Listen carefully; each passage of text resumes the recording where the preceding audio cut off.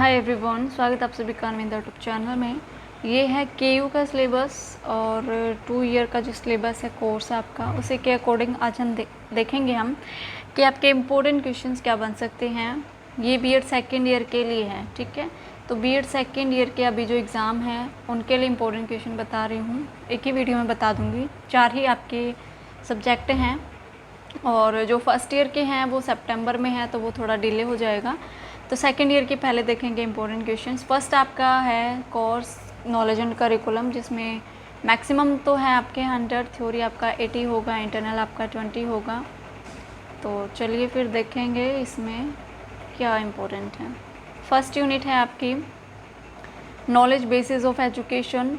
तो फर्स्ट है basic concept of education, teaching, training, learning, skill, beliefs and education. तो ये आपका इम्पोर्टेंट है, यहाँ से 16 मार्क्स में आता है आपका, तो भी इम्पोर्टेंट है। लॉन्ग क्वेश्चन जो भी बनता है, जितने मार्क्स का बनता है, यहाँ से मोस्ट इम्पोर्टेंट है। उसके बाद है concept, sources and types of knowledge. Second ये वाला क्वेश्चन है आपका, लॉन्ग क्वेश्चन यहाँ से बनेगा आपका, ठीक है। तो ये आपके 2 ही इम्पोर्टेंट है फर्स्ट यूनिट से, आप इनको कर लीजिए। उसके बाद सेकेंड यूनिट है social basis of education, basic concept of society, socialisation, equity and equality, modernity with reference to industrialisation, democracy and individual autonomy. ये आपका 16 मार्क्स में इम्पोर्टेंट है। उसके बाद है last second individual opportunity, social justice and dignity in context to democratic education. और last वाला आपका इम्पोर्टेंट है। तो first, second, last and last, ये 3 आपके इम्पोर्टेंट है। यहाँ से आप 3 क्वेश्चन आप यहाँ से कर सकते हो। चलिए उसके बाद देखेंगे थर्ड यूनिट में, यहाँ से आपके इम्पोर्टेंट हैं first concept of curriculum and syllabus, ये आपका इम्पोर्टेंट है यहाँ से फर्स्ट। उसके बाद है curriculum at different level, national, state and school, ये 2 यहाँ से आपके इम्पोर्टेंट है, ठीक है। उसके बाद है फोर्थ यूनिट करिकुलम प्रैक्टिसेस। तो यहाँ पर आपका इम्पोर्टेंट है first question, teachers experience and concern, laboratory work, library and reference, field survey and group discussion. Most important है ये आपका यहाँ से 16 मार्क्स में। उसके बाद है nature of learner and learning process and subject matter, ये भी आपका इम्पोर्टेंट है। और लास्ट वाला है national curriculum framework, NCF 2005, concept, need and process of development. ये NCF 2005 है, जो कि बहुत ही ज़्यादा इम्पोर्टेंट है, ठीक है। तो ये वाला क्वेश्चन आप ज़रूर करिएगा। तो यही आपके इम्पोर्टेंट क्वेश्चन है फर्स्ट कोर्स से, फर्स्ट बुक से, नॉलेज एंड करिकुलम। अब हम देखेंगे नेक्स्ट जो आपकी बुक है, नेक्स्ट जो आपका सब्जेक्ट है, असेसमेंट फॉर लर्निंग।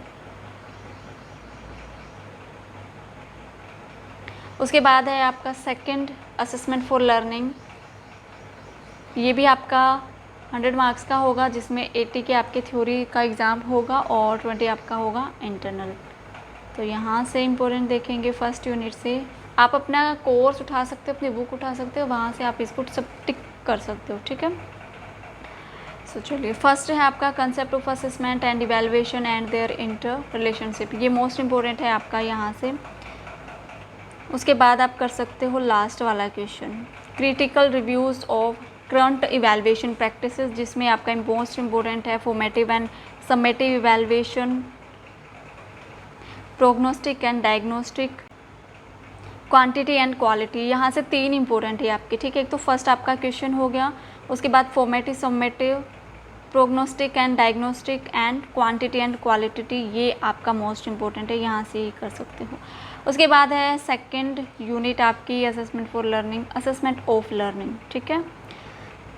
चलिए यहाँ से आपका फर्स्ट है concept of cognitive, effective, psychomotor domain of learning, ये है आपकी रिवाइज्ड ब्लूम टैक्सोनॉमी, ठीक है। रिवाइज्ड ब्लूम टैक्सोनॉमी है ये, ब्लूम टैक्सोनॉमी आप पढ़ चुके हो फर्स्ट ईयर में, और ये आपकी revised Bloom taxonomy most important question है ये आपका। उसके बाद है अचीवमेंट टेस्ट आपको करने हैं, इसके स्टेप बताने हैं, इसके प्रोसेस बताने हैं, इसके क्या क्या यूजेस हैं ये आपको बताने हैं, ठीक है। उसके बाद है डायग्नोस्टिक टेस्ट बताने, इसके स्टेप, यूजेस एंड लिमिटेशंस, ये आपको यहाँ से बताने। तो यही यहाँ से आपके इम्पोर्टेंट है सेकंड यूनिट से। उसके बाद देखेंगे थर्ड यूनिट थर्ड यूनिट का इंपॉर्टेंट है need of CCE continuous and comprehensive evaluation, इसके इंपॉर्टेंस क्या है एंड क्या प्रॉब्लम फेस करनी पड़ती है टीचर्स को। उसके बाद है meaning and constructions of process, जिसमें आपका होगा ओरिएंटेड टूल्स जो होंगे, ठीक है, प्रोसेस ओरिएंटेड टूल्स क्या क्या होंगे, ऑब्जर्वेशन शेड्यूल, ये मोस्ट इंपॉर्टेंट है, ऑब्जर्वेशन शेड्यूल मोस्ट इंपॉर्टेंट है आपका, और मैंने ये करा रखा है। चेकलिस्ट है, रेटिंग स्केल है, बस यही है यहाँ से, ठीक है, लेकिन मोस्ट इंपॉर्टेंट आपका ऑब्जर्वेशन शेड्यूल। उसके बाद लास्ट वाला क्वेश्चन है आपका पोर्टफोलियो असेसमेंट, जिसमें बताना है आपको मीनिंग, स्कोप, इसके uses and developing, assessing portfolio और डेवलपमेंट ऑफ रबरिज। तो ये आपका इम्पोर्टेंट है यहाँ से, ठीक है, थर्ड यूनिट से ये आपका इम्पोर्टेंट है। चलिए फोर्थ यूनिट देखेंगे। फोर्थ यूनिट में फर्स्ट आपका है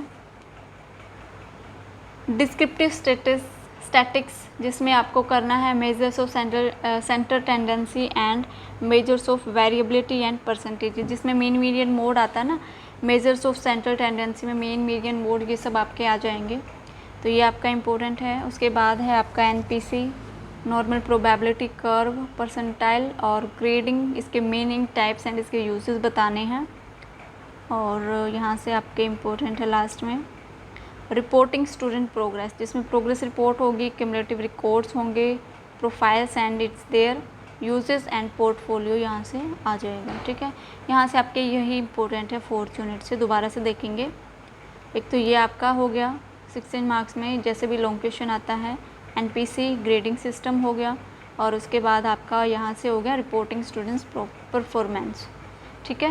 यहाँ से परफॉर्मेंस आपको बतानी है, progress report, cumulative record, portfolio, profiles and there uses, ये आपको यहाँ से बताने हैं। चलिए उसके बाद हम देखेंगे नेक्स्ट पेपर जो है आपका क्रिएटिंग एन इंक्लूसिव स्कूल। ये आपका 50 मार्क्स में है। सिर्फ आपके 2 ही पेपर हैं जो कि आपके 100 मार्क्स के हैं, ठीक है, जिसमें से 80 तो आपके थ्योरी के पेपर होंगे और 20 आपके होंगे असेसमेंट के। लेकिन 2 पेपर आपके ऐसे होंगे जो कि आपके 50 मार्क्स के होंगे, जिसमें से आपके 40 तो थ्योरी के होने वाले हैं और 10 आपके होंगे असेसमेंट के, ठीक है। चलिए क्रिएटिंग एन इंक्लूसिव स्कूल वाला सिलेबस आप निकाल लीजिए, यहाँ से आप टिक कर सकते हो। यहाँ से आपका इम्पोर्टेंट है first meaning, nature, needs and philosophy of inclusive education, जिसमें मोरल्स आपके इम्पोर्टेंट हैं, यहाँ से मोरल्स ऑफ इंक्लूजन।